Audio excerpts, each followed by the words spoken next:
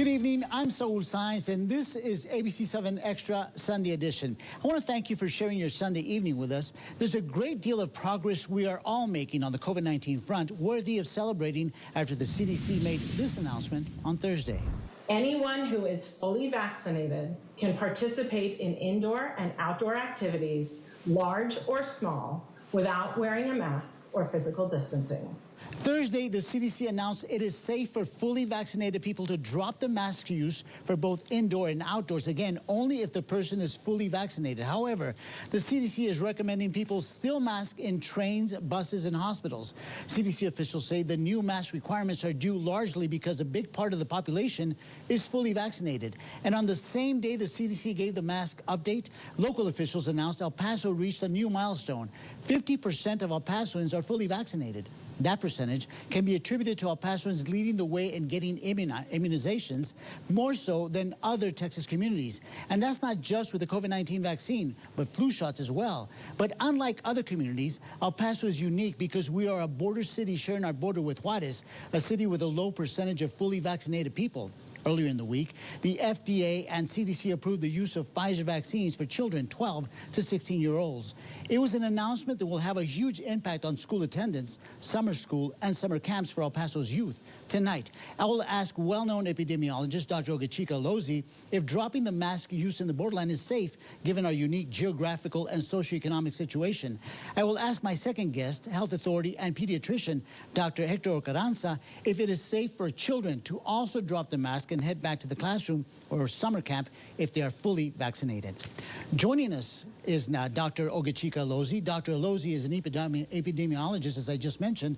Also with us is health authority Dr. Xtra Carranza. Dr. Carranza is also a pediatrician. So I'll start with you, Dr. Carranza. Your thoughts on the Pfizer vaccine being approved for children by the FDA with the CDC's approval. Doctor, what do you think on this front, Dr. Carranza? Well, this is great news that we received from the FDA and the ACIP. We were expecting that to happen, and we're happy to embrace that authorization so we can start immunizing our adolescents that are 12 years of age and older. There's trials going for the pediatric population even younger than 12 years of age, so we will be waiting for that. One thing that we need to mention is that this is a great opportunity to not only immunize adolescents, but also those parents that haven't received the vaccine. And as we mentioned before, this vaccination effort is what is going to take us to less restrictive and more normal life. And this summer is going to be the perfect time that we can continue to push forward. We can continue to encourage people and actually give the right information to the people that still have some doubts, some hesitancy, so they can go get vaccinated with confidence that the vaccine is safe, the vaccine is effective, and that's the way that we're going to be able to bring our children back to school for in-person instruction at 100%, which we fully support, and have some other activities. Dr. Lozi, I have to ask you, based on your research, what do you think prompted the CDC to make that announcement, the dropping of the mask use if you're fully vaccinated? Is it new research or is it old research that just came up? Because I know that nationwide, the percentage of fully vaccinated people is not quite as high as obviously in El Paso. Yeah, definitely. But I think we also have to remember, and we've talked about this before, the CDC's job is not to be speculative. They're not an options trader on the stock market. And so the CDC is historically cautious, and I think that's fair. The data has been pretty solid since January and February as we started to see information coming out of Israel, the United Kingdom, and by March, the data there was really a plethora of data showing that vaccines reduce serious side effects, reduce transmission, and we didn't need masks. The CDC has followed the science, and they've caught up with it. They're comfortable with it. And they've made this sort of U-turn or reversal. I think, as Dr. Carranza pointed out, that is going to help people. There are a lot of people that will say, well, what about those that are unvaccinated that are going to lie that they're not vaccinated? The reality is this. Those that were unvaccinated that did not want to ever get vaccinated were already engaging in society. Across the South, it's been clear, Texas, Florida, Georgia, the other states in the South. And so this isn't for them. This is for those that have been on the fence and realizing now that the data is pretty clear that they can actually remove their masks and be a little bit more free and get back to normal. I think that will drive some uptake in vaccines, hopefully. I have a follow-up question for you, Dr. Alozi. What about transmission? Can those who are fully vaccinated carry the virus and transmit it over to people who have not been vaccinated? And is that a concern? Is it possible? Yes. The data show that it reduces it by at least 80 to 100% in multiple studies. We have Israel, we have the United Kingdom, we have the CDC study, we have 100% protection and transmission in the nursing home study that came out about 2 weeks ago. I think the conversation about transmission, people get into this space of zero COVID. There is no zero COVID.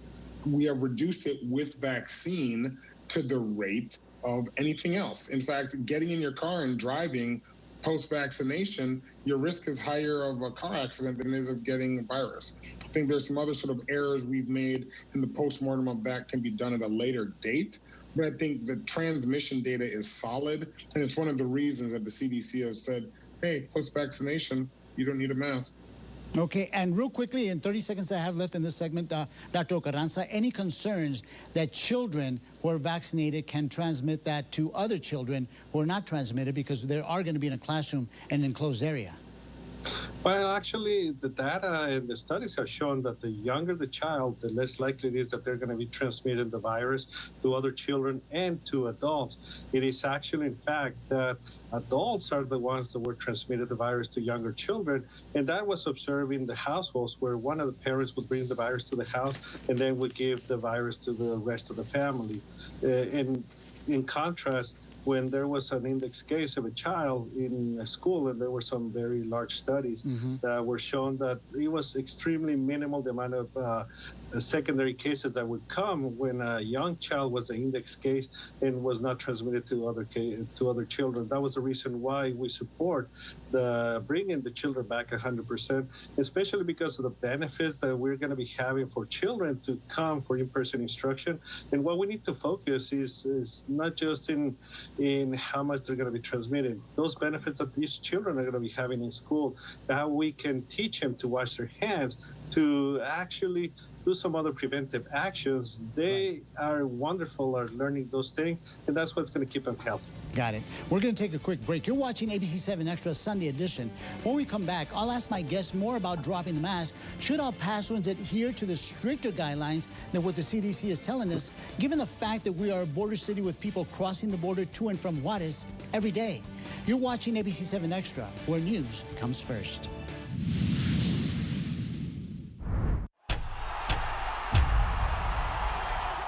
Mark your calendar today and make plans to attend this free and amazing time of worship with world-renowned and Grammy Award nominee Todd Delaney. You're doing it again! This live worship experience is scheduled for Saturday, May 22nd at 7 p.m. in the main auditorium at Joy Center, 1208 Sumac Drive. Doors open at 6. For more information, visit joycenter.org. With Root Insurance, you have the power to control your own rates, and that could save you a lot of money. Root is a new type of car insurance that looks deeper than other insurers by using the sensors in your smartphone to understand important details about how you actually drive. That's how Root is able to give better drivers a better price. Here's how it works. Download our app, get on the road, and then get a quote. Learn how you can take control of your car insurance at joinroot.com. Looking to shift into an electric vehicle? El Paso Electric can help. We're your resource to learn about electric vehicles, special charging rates, and potential incentives. Because driving green can actually save you some green with our Go EV Savings Program. It's your connection to learn about great discounts on electric vehicles available at local dealerships. So if you're ready to buy electric, visit epelectric.com/EV and get started today. Casa Kia is bringing the heat this month with hard-hitting savings on every new Kia. We've got 2021 Kia K5s with 0% APR for 60 months. Get a Kia Forte with 0% APR for 60 months. Plus, we honor in Memorial Day by matching military discounts all month long. Let's get ready to save at Casa Kia or online at casakia.com. Our Casa is Su Casa here at Casa Kia. Welcome back to ABC-7 Extra Sunday Edition. We went out to the community and asked parents how they feel about children ages 12 to 15 years old being vaccinated. One mother had this insightful response. First, I would say probably they're showing that younger children do not show the same symptoms initially for COVID infections as adults do, but they are having an inflammatory response that is completely different than what adults are having, first and foremost. And second, I would say do your research, not on Facebook, not on Twitter, not on Instagram. Do your research that is unbiased, evidence-based. You hopefully have a good relationship with your child's pediatrician. I also want to welcome back Dr. Ogachika Lozi. Dr. Lozi is an epidemiologist, as well as our health authority, Dr. Xtra Carranza. Dr. Carranza is a pediatrician as well. Dr. Carranza, I just want to let you know what the mom says. Is she's essentially saying that don't be going to Facebook or Twitter to find out your research, but rather talk to your pediatrician. Are you getting a lot of questions, Dr. Carranza, from parents about what it is, everything that they have to think about, the side effects and everything in reference to children being vaccinated?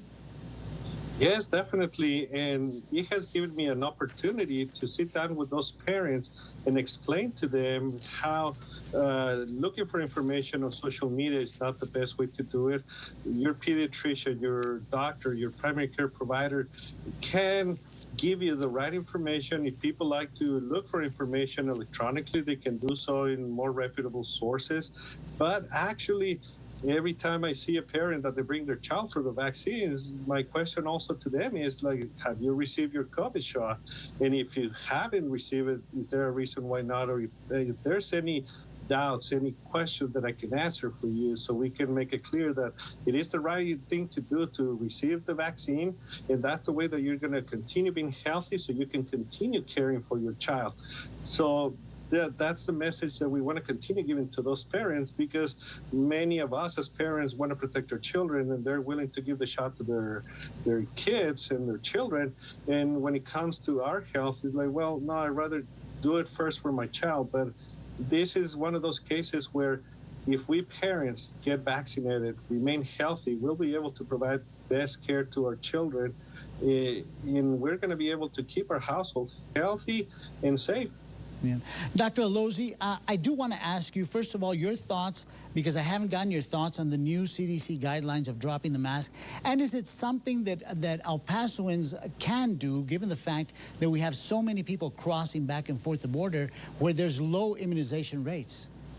Yeah, I think, again, in terms of dropping the masks, I think one thing we also have to remember is that many people had already done that, right? So across the country, people were already dropping masks. People were already not wearing masks outside. Throughout the pandemic, I never wore a mask outside because the data didn't support it, understanding what the guidance had been, but I think it was a little bit distracting.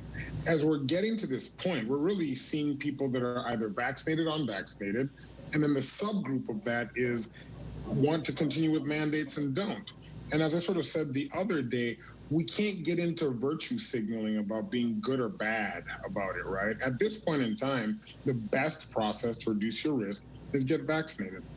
After you're vaccinated, only you can determine what further protection you want to do. And there's no right or wrong way to do it. I think that's important. In terms of the border, again, I think to protect our community, we have to increase vaccination percentages. We will be protected from whatever transmission there is across the border when El Paso and Juarez are vaccinated at an appropriate level. And some will say 40, some will say 50. And I think we just need to get there. And hopefully the government, the federal administration, will start to work with other countries like our southern neighbors to get them more vaccine supply. How does all this figure into herd immunity? We're at 50% right now, fully vaccination. I know that we want to at least reach 70 to 75%, but will we have any herd immunity with having 50% vaccination? And of course, given the fact that we're now dropping the mask, will we be able to achieve that? Absolutely. And I think, again, one of the things, and we've talked about this before, so herd immunity threshold is a range, right? It's a range based on how much infection is in your community and how it's transmitting. I've often said, it's somewhere between the 50 to 70% range, right? And so if you take 50, we're there. You can say 60, and I think an aspirational goal is to get to 70. But again, Saul, here's the key. Looking at the real world evidence out of Israel and the United Kingdom and the northeastern states that have the highest vaccine percentages, you hit about 40-45% of first dose in your community, maybe second dose 50%. You see a drastic reduction in cases and transmission. We are at less, and Dr. Carranza can correct me, less than 5 cases per 100,000, if I'm not mistaken. And the truth is this, we set a goal in 2020 that when we get to below 5 per 100,000, we would start to reduce mandates and get back to normal. At a point in time, we can't continue to sort of go with what's called the COVID fear porn, right, of 2020, and it was very divisive. I've heard a term recently called hot back summer, and I think that's where we're heading towards. Got it.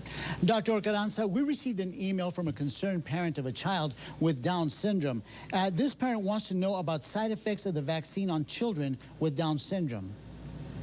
Actually, Down syndrome kids, they need to get vaccinated because they're definitely at risk of other infections. So the side effects or the reactions of the vaccine in the phase 3 trials on these adolescents have been comparable to those that older adolescents or the young adults, meaning that you're going to be having some pain in the site of the injection. You're going to be having some tiredness, body aches maybe. But the reality is that many people do not have any reactions to the vaccine.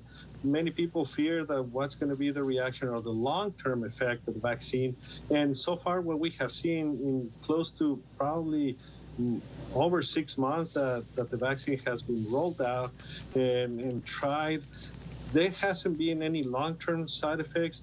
But compared to having the COVID infection, definitely we're calling the long haulers or the long hauler COVID side effects after you recover from the infection. So definitely having the infection is going to carry a lot more consequences than receiving the vaccine. And receiving the vaccine, I cannot stress enough and underline the benefits that we're going to be having by vaccinating everybody. So I'm very happy that that parent having the child with special needs is going to be vaccinating his child or her child, but the whole family in that household needs to be vaccinated as well.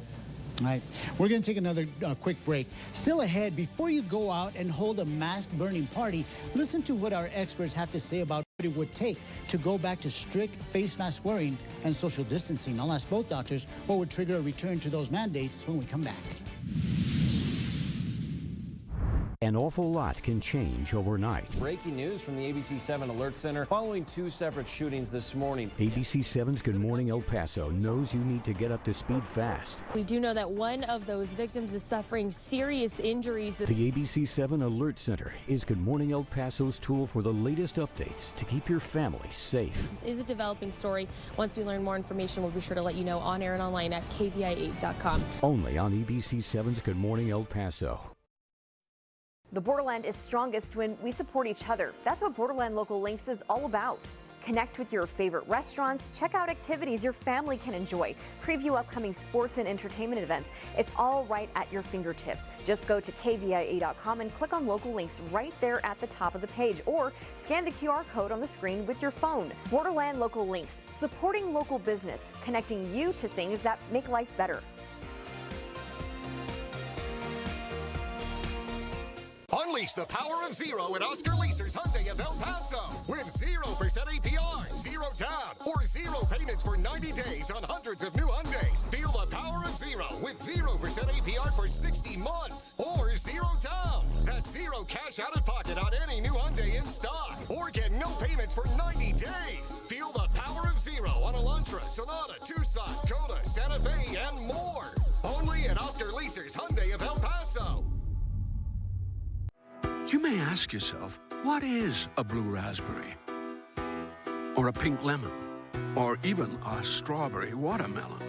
But they taste so good in these Minute Maid slushies from McDonald's. Who cares? It's more than a drink. It's a McDonald's drink. Right now, get the coolest flavors of the summer and enjoy the refreshing taste of $2 any size slushies while you can.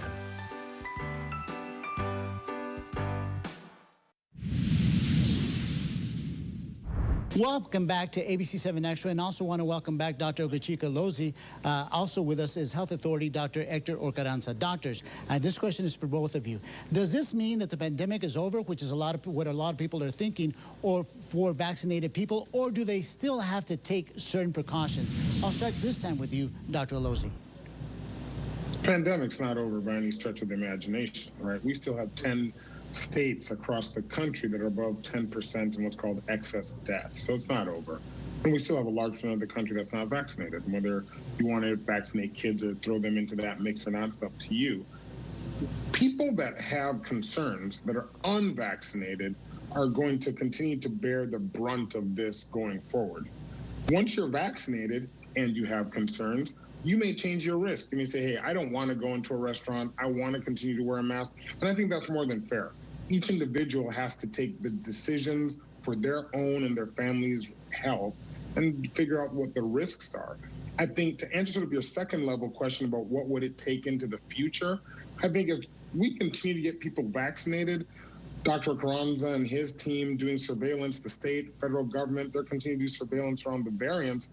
If we see into the fall that the variants actually escape, to date, let's be clear, none of the variants escape the existing vaccines, then that's a different conversation that we can have about potentially doing boosters or maybe changing. My actual prediction is that I don't think we're going back to any type of stringent requirements again. I think the focus is going to be on vaccines and potentially boosters into the future. Dr. Carranza, your thoughts? Definitely, I completely agree. The pandemic is not over. We have changed our stage in the pandemic. This is what it is. And pandemics evolve. As people remember, initially we were focusing on the testing, identify those who were infected. Now we're at a different stage of the pandemic where we need to prevent the rapid spread of the virus among unvaccinated or susceptible individuals. That's what we're pushing really hard in the vaccination, because that's the way that we're going to be preventing a lot of these infections in the community, unvaccinated community. I'm very confident of our community because they respond really well to vaccinations. We know the benefits of the vaccination, not only for COVID-19, but for influenza and many other vaccine preventable diseases. So we will continue to give this big effort into the prevention. We will see what's going to be the background rate of the COVID infection, because definitely, as Dr. Alosi mentioned, there's going to be people that are not going to get vaccinated, and they're still going to be susceptible. We're still going to be seeing some of those infections, people getting hospitalized because of the COVID, but we need to see how much is going to be the background rate. We need to continue protecting our community in the best way that we've been doing up to so far. Dr. Carranza, I have a follow-up question for you. You are the El Paso City and County Health Authority. At what point in time, because I do remember that when our governor, Greg Abbott, said that you can drop the mask, we decided here in El Paso we're going to keep the mask mandate. At what point in time will El Paso, what will it take for El Paso to drop the mask as well? Well, definitely looking at our community as a whole, we need to look at different angles. We need to acknowledge that people that are fully vaccinated can drop the mask if they're going to be gathering with people that they know that they are vaccinated. But as a community whole, there's going to be businesses. We're still going to be requiring for people to go in with a mask, and that's going to continue protecting those that are unvaccinated, protect employees, and definitely we will continue helping the whole region in slowing down and stopping the spread of the virus. So we need to be cautious. We need to be conservative in this approach, and that has paid off, protecting as many of our citizens and residents during the pandemic. Definitely. Yeah, does that mean that we're not expecting an announcement anytime soon that we can drop the mask? You won't be announcing that anytime soon? Not anytime soon, but it all depends on the more people we have vaccinated, the faster we can get to that point. Your opinion on that, Dr. Alosi, are we closer to dropping the mask here in El Paso? You've seen what it's like here in El Paso. Do you think that we're closer to it, given the fact that we are 50% of our population is fully vaccinated? Well, I'm going to defer to Dr. Carranza and his group, right? I mean, they set that tempo and they set that tone. I will say, as myself and Dr. Carranza are the co-chairs of the El Paso City County COVID-19 Task Force, it's a conversation that we'll have. I'm a lot more bullish about this And so, but again, at the end of the day, I can only advise my dear friend, Dr. Carranza, and say, hey, this is what the data shows. We can't be behind the curve on the data because we're afraid. And so, again, I think that's part of it. But again, he gets to make that decision. I just get to call him and text him and say, hey, let's think about this. As always, that was a very diplomatic answer, and I appreciate that. Let me ask you, will summer camps have a different look now that children are being vaccinated? And what do you think summer camps will look like, Dr. Lozzi?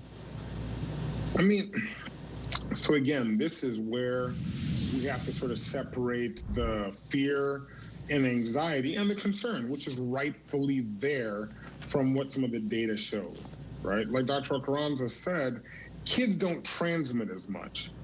They have cases that are just as high and actually higher, right? Younger people have actually borne the brunt of this pandemic.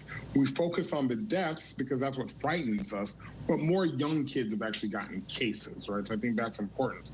However, a lot of these camps are outside. It never made sense that the dilutional effect of the air needed to be protected by a mask, right? And so I think if you're a parent or a kid outside, enjoy the breeze, enjoy the air. I mean, we're blessed to have the kind of weather that we do. Some people may have concerns about indoor. I mean, I've seen kids playing basketball, and some wear masks, some don't. My son is going to camp personally, and I don't have any concerns about it. I'm going to send him to camp and not be worried about it. But again, that's an individual decision. I don't think that's something, and again, Dr. Carranza drives that, but I don't think that's something that we should necessarily argue about. It's summer, and like I said, it's hot back summer. People need to enjoy it. Got it. Dr. Lozzi, Dr. Ogechika Lozzi, Dr. Hector Carranza, thank you so much for taking time to talk to us and share all the information that our viewers need to know before they drop that mask. I appreciate you. Thank you. And I leave you with this thought. We may have the green light to drop the mask and be able to exhale that sigh of relief from the long, drawn-out pandemic. In the coming weeks and months, we will no doubt reflect on the lessons learned. COVID-19 claimed thousands of lives in the borderland. Hopefully, we have learned not only to take care of ourselves, but each other as well. Thank you for joining us. I'm Saul Saenz, and this has been ABC-7 Extra Sunday Edition. Good night y buenas noches.